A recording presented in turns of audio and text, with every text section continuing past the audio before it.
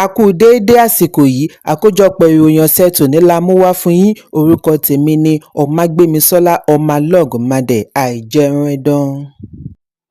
Ìwádìí lórí ẹ̀sùn ìgbìyànjú àti dìtẹ̀gbàjọba lọ́wọ́ Ààrẹ Bọ́lá Tinubu ti ṣe àfihàn ìfọwọ́sowọ́pọ̀ àwọn ológun kan tí Army Colonel tí wọn kò tíì fẹ́ dárúkọ rẹ̀ darí. Àkọọ́lẹ̀ tí ó tó akọ̀ròyìn lọ́wọ́ ṣe àfihàn wípé àwọn òṣìṣẹ́ ológun tí wọ́n fi gbogbo ìgbà fìdírẹmi nídìí ìdánwò ìgbéga ni a gbọ́ wípé wọ́n fi ìbínú kó àwọn òṣìṣẹ́ tí èrò wọn jọ dọ́gba káàkiri iléeṣẹ́ ológun ojú òfurufú, orí omi àti orí ilẹ̀ jọ bí wọ́n ti fún wọn níṣẹ́ kí wọ́n tọpinpin àwọn ibi ẹlẹ́gẹ́ ètò ààbò títí kan ilé agbára, bárékè ńlá àti pápákọ̀ òfurufú lọ ilẹ̀ òkèèrè. Ọjọ́ Ajé ni adarí ìròyìn tuntun fún iléeṣẹ́ ológun Major General Samaila Uba ṣàlàyé wípé ìwádìí tó jinlẹ̀ ti parí gẹ́gẹ́ bí ìlànà ológun, wọ́n sì ti fi àbájáde ìwádìí ránṣẹ́ sí àwọn aláṣẹ. Àkọọ́lẹ̀ ṣe ìwádìí wípé níbi wọ́n ti yẹ ọkọ̀ adarí àwọn tó fẹ́ gbàjọba ni wọ́n ti rí oògùn ìbílẹ̀ pẹ̀lú àwọn ohun èlò tako ìjọba. Bákan náà ni ìkọlù sí ilé rẹ̀ ní Loko-Goma ní Akpo ni wọ́n ti rí àwọn ìwé-ẹ̀rí tó lágbára títí kan àkọọ́lẹ̀ iṣẹ́ tí wọ́n ti pín fún ẹnìkọ̀ọ̀kan àwọn ọ̀gá-lọ́gàá láàrin àwọn tí wọ́n fẹ́ dìtẹ̀gbàjọba. Bí olúkálùkù ṣe máa yanjú iṣẹ́ tí wọ́n gbé fún un. Oríṣiríṣi ẹ̀rí ni ó tọ́ka orúkọ Colonel tí wọn kò fẹ́ dárúkọ rẹ̀ yìí gẹ́gẹ́ bí alámòójútó coordinator. Òun ló ń kówó sílẹ̀, òun ló ń gbà wọ́n síṣẹ́. Wọ́n ní gbogbo ìgbà ló máa ń kérora lórí àìrí ìgbéga tí ó sì ń fẹ́ kí wọ́n yí ìjọba padà. Gbogbo àwọn òṣìṣẹ́ ológun tí wọ́n lọ́wọ́ nínú ìpètepèrò yìí ni wọ́n ṣe àpèjúwe rẹ̀ ní olùmẹ̀tọ́. Ìwádìí tẹ̀síwájú láti jábọ̀ lórí bí àwọn adìtẹ̀gbàjọba ṣe ráyè sí àwọn ibi ẹlẹ́gẹ́ Aso Rock pẹ̀lú àjọṣepọ̀ lára àwọn òṣìṣẹ́ iléeṣẹ́ Julius Berger láti rí àwọn ìròyìn tó ṣe kókó gbà lórí àyíká Aso Rock. Òṣèré ilẹ̀ Nàìjíríà Stanley Amadi ni a gbọ́ wípé òun náà wà lára àwọn afurasí tí wọ́n fi ọwọ́ ṣìkún òfin mú lórí ẹ̀sùn ìdìtẹ̀gbàjọba lọ́wọ́ Ààrẹ Bọ́lá Tinubu. Ìwádìí sọ di mímọ̀ wípé wọ́n gba òṣèré yìí láti máa bá wọn pín ìròyìn ohun tí kò ṣẹlẹ̀ kiri propagandist. Èròǹgbà wọn ni àti ṣekú pa gbogbo àwọn ọ̀gá-lọ́gàá lẹ́nu iṣẹ́ ìjọba bẹ̀rẹ̀ látorí Ààrẹ Bọ́lá Tinubu, igbákejì rẹ̀, ààrẹ ilé-ìgbìmọ̀, agbẹnusọ ilé-ìgbìmọ̀ aṣojú-ṣòfin àti bẹ́ẹ̀ bẹ́ẹ̀ lọ. Reno Omokri ti ké sí olùdíje du ipò ààrẹ Peter Obi kí ó dẹ́kun ẹnu àbùkù rẹ̀ mọ́ sí ẹgbẹ́ òṣèlú African Democratic Congress (ADC). Omokri ní kí Obi wá nǹkan ṣe kí ó yéé fi gbogbo ìgbà retí ìròyìn aburú láti fèsì lé lórí ní Nàìjíríà. Nígbà tí ó ń fèsì lórí ẹ̀rọ amúnáwá National Grid tí ó dẹnu kọlẹ̀ láìpẹ́ yìí ni Obi ní kí Tinubu dúró sí Nàìjíríà láti yanjú àwọn ìpèníjà tí orílẹ̀-èdè ń kojú yálà tí ó fi ń lọ kiri ilẹ̀ òkèèrè. Omokri ṣe àpèjúwe bí ilẹ̀ United States náà ṣe ní ìpèníjà iná mọ̀nàmọ́ná.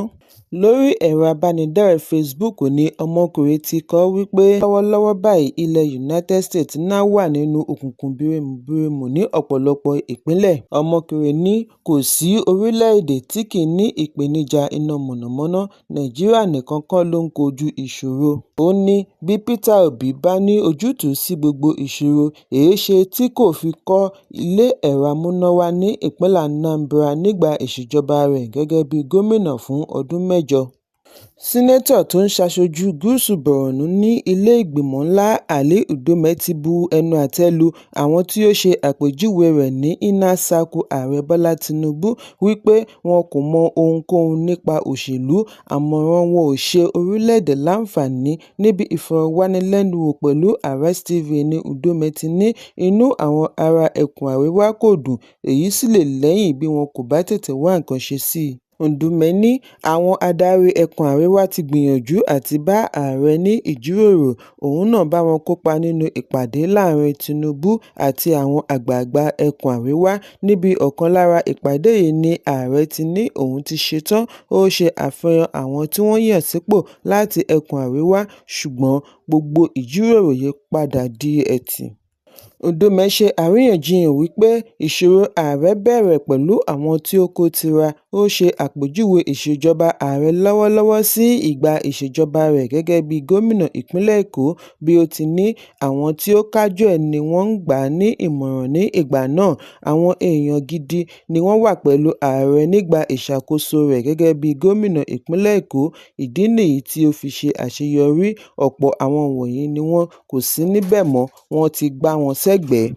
Udome fi kún un wípé kàkà kí ó yan ikọ̀ tí ó lè wò ó lójú láti sọ òtítọ́ ọ̀rọ̀ fún un, ó kó àwọn tí kò mọ nǹkan kan nípa òṣèlú mọ́ra. Apá kan ẹgbẹ́ New Nigeria People's Party (NNPP) tí wọ́n jẹ́ alátìlẹyìn olùdásílẹ̀ ẹgbẹ́ Dr. Boniface Anebona ti ní gómìnà ìpínlẹ̀ Kano Abba Kabir Yusuf kò fi ẹgbẹ́ NNPP àti Kwankwansiya Movement sílẹ̀ nítorí ìmọ̀tara rẹ̀ ṣùgbọ́n nítorí ohun tí wọ́n ṣe àpèjúwe rẹ̀ ní ìgbìyànjú Senator Rabiu Kwankwaso àti mú kí ó wà ní abẹ́ ẹsẹ̀ rẹ̀ kí ó lè máa darí rẹ̀. Wọ́n ní Kwankwaso ni ó já olùdásílẹ̀ NNPP kulẹ̀ kìí ṣe gómìnà.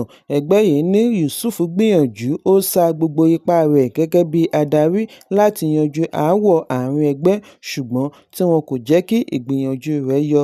Nínú àtẹ̀jáde láti ọwọ́ igbákejì alága ẹgbẹ́ ní ẹkùn àríwá ìwọ̀ oòrùn Alhaji Sani Damaskani ní ẹgbẹ́ ti gba Kwankwaso nímọ̀ràn láti gba àbá lẹ́nu mọ̀lẹ́bí àti àwọn tí wọ́n súnmọ́ títí kan Buba Galadima kí ọ̀rọ̀ tó bẹ́yìn yọ. Wọ́n ní bí Yusuf ṣe fi ẹgbẹ́ sílẹ̀ tí ń kóbá àgọ́ ara Kwankwaso àti Galadima. Àwọn òpómúléró ẹgbẹ́ méjèèjì yìí kò lójú oorun mọ́, ó ti hàn lára wọn. Bákan náà ni ó hàn nínú ìsọ̀rọ̀ sí àwọn méjèèjì. Wọ́n wá ṣe ìkìlọ̀ wípé kí wọ́n tètè ṣe àmójútó wọn kí ó tó yọrí sí àrùn ọpọlọ fún wọn. Èyí ń wáyé bí kọmíṣánná fún ìròyìn àti ọ̀rọ̀ abẹ́nú ní ìpínlẹ̀ Kano Ibrahim Waiya ti ké sí igbákejì gómìnà Aminu Gwarzo kí ó kọ̀wé fi ipò sílẹ̀ lẹ́yìn tí ó kọ̀ àti tẹ̀lé gómìnà Abba Yusuf lọ ẹgbẹ́ òṣèlú All Progressives Congress (APC). Waiya sọ ọ̀rọ̀ wọ̀nyí níbi ó ti ń bá àwọn akọ̀ròyìn sọ̀rọ̀ ní ìlú Kano. Níbẹ̀ ni ó ti tẹnumọ́ wípé ìṣèjọba gidi dá lórí ìfọkàntẹ̀, ìgbẹ́kẹ̀lé nínú ẹni àti àsọyépọ̀ láàrin ọmọ ẹgbẹ́ ìgbìmọ̀ kánsù. Kọmíṣánná ní kìí ṣe ohun tí ó tọ́ fún igbákejì gómìnà tí kò ní nǹkan ṣe pẹ̀lú gómìnà àti tẹ̀síwájú máa bá wọn kópa nínú àwọn ìpàdé ìṣèjọba tó ṣe kókó nítorí kò sẹ́ni mọ ẹni tí ó máa padà lọ sọ̀rọ̀ àṣírí ìṣèjọba fún. Pẹ̀lú òtítọ́ ni wọ́n fi ń ṣiṣẹ́ nínú ìṣèjọba. Ènìyàn kò lè ní ìgbàgbọ́ nínú ẹni tí kò bá sí pẹ̀lú ẹni. Kọmíṣánná fi kún un wípé kíkọ̀wé fi ipò sílẹ̀ ní ohun tí ó tọ́ tí ó níyì fún igbákejì gómìnà láti ṣe. Ìròyìn jábọ̀ wípé Yusuf fi NNPP sílẹ̀ kí APC tó gbà á wọlé níbi ayẹyẹ tí ó wáyé ní ìlú Kano. Lára àwọn tí ó wọ́ tẹ̀lé gómìnà Yusuf láti rí àwọn ọmọ ẹgbẹ́ ilé ìgbìmọ̀ ìpínlẹ̀, aṣòfin ìjọba àpapọ̀, alága ìjọba ìbílẹ̀ àti kánsẹ́lọ̀. Ilé-ẹjọ́ gíga tó fìkàlẹ̀ sí ìlú Àbújá ti fún gómìnà àná fún ìpínlẹ̀ Kogi Yahaya Bello láǹfààní àti bá wọn kópa nínú ESSA-hajj ọdún 2026. Gómìnà àná ló ń jẹ́jọ́ lọ́wọ́ lórí ẹ̀sùn ìṣowó ìlú kúmọkùmọ tí àjọ EFCC fi kàn án. Àjọ NAFDAC ti bẹ̀rẹ̀ òfin lórí gbígbégi dí ìpèsè àti títa ohun mímu ògógóró inú ọ̀rá àti ike pẹlẹbẹ tí ìwọ̀n rẹ̀ dí sí 200 mìlílítà (200 ml). Àjọ yìí ṣàlàyé wípé àwọn kò ti ilé-iṣẹ́ tó ń pèsè ohun mímu pa, àwọn kàn dẹ́kun wọn àti má ta ohun mímu inú ọ̀rá àti ike pẹlẹbẹ nítorí ìlera ará ìlú. Nínú àtẹ̀jáde àná ni adarí gbogbogbò fún NAFDAC Director General Ọ̀jọ̀gbọ́n Mojísọ́lá Adéyẹyè ti ní ìgbésẹ̀ wọn ni láti dáàbò bo àwọn ọmọdé, màjèṣín àti ọ̀dọ́ wẹẹrẹ lọ́wọ́ àṣìlò ògógóró. NAFDAC ṣàlàyé wípé bí nǹkan mímu wọ̀nyí ṣe fọ́nká sígboro lọ́pọ̀ yanturu tí owó rẹ̀ ò hán mú kí ó wà ní àrọ́wọ́tó àwọn ọmọdé, èyí sì ń pakún àmupara ọmọdé, àìlámójúkúrò, ìjà inú ilé, ìjàmbá ọkọ̀ àti àwọn ìwà mìíràn tí kò buyì láwùjọ. Adéyẹyè fìdí ẹ̀ múlẹ̀ wípé lílẹ̀ ìwé mọ́ ara ọ̀rá tàbí ike láti fi ṣe ìkìlọ̀ wípé èyí kìí ṣe ohun mímu fún ọmọdé kò tán ìṣòro ìṣòro. Ṣùgbọ́n ẹgbẹ́ tó ń pèsè ohun jíjẹ àti mímu FOPTOB ní ìgbìyànjú àjọ NAFDAC àti gbófinró lórí ohun mímu inú ọ̀rá ti baṣẹ́ jẹ́ fún ọ̀pọ̀ àwọn ọmọ ẹgbẹ́ wọn jákèjádò orílẹ̀-èdè.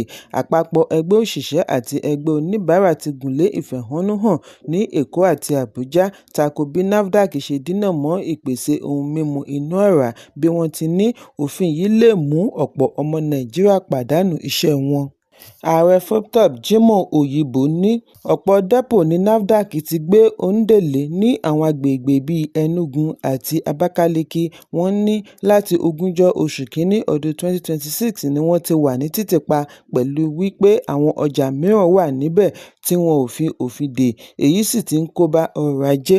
FOPTOB ní bí ó tilẹ̀ jẹ́ wípé àwọn mọ rírì ìgbìyànjú NAFDAC àti dáàbò bo àwọn ọmọdé àti ará ìlú lọ́wọ́ ewu àìlera, síbẹ̀ àwọn á fi ẹ̀hónú wọn hàn lórí ọ̀nà tí NAFDAC ń gbé ìgbésẹ̀ yìí gbà. Ọmọ ẹgbẹ́ agbábọ́ọ̀lù Super Eagles Samuel Chukwueze ti pàdánù ìyá rẹ̀ Ìyáàfin Sarah Chukwueze lówùúrọ̀ kùtùkùtù Ọjọ́bọ̀ lẹ́yìn àìsàn ráńpẹ́ gẹ́gẹ́ bí ìròyìn ṣe jábọ̀. Nínú àtẹ̀jáde ọ̀tọ̀ọ̀tọ̀ ni mọ̀lẹ́bí Samuel lóbìnrin àti lọ́kùnrin ti ṣe àfihàn yìí lórí ẹ̀rọ abánidọ́rẹ̀ẹ́. Èyí ń wáyé láìtí pé ọ̀sẹ̀ kan tí kápítènì Super Eagles Wilfred Ndidi náà pàdánù bàbá rẹ̀ Joseph Ndidi sínú ìjàmbá ọkọ̀ ní ìpínlẹ̀ Delta. Agbábọ́ọ̀lù méjèèjì yìí wà lára ikọ̀ Super Eagles tí ó bá wọn kópa nínú ìdíje Africa Cup of Nations tí ó ṣẹ̀ṣẹ̀ wá sópin. Àkójọpọ̀ ìròyìn ọ̀sẹ̀ tòní kò ní jù báyìí lọ. Ẹ pàdé mi ní ọjọ́ Ajé Monday fún àkọ́tún ìròyìn. Kí a tó lọ, ẹ má ṣaláì fi àkíyèsí yín ránṣẹ́ kí ẹ sì bá a subscribe sójúnà wa lórí YouTube kí kókó ní ìwé ìròyìn lè máa tẹ̀ yín lọ́wọ́ ní kíákíá.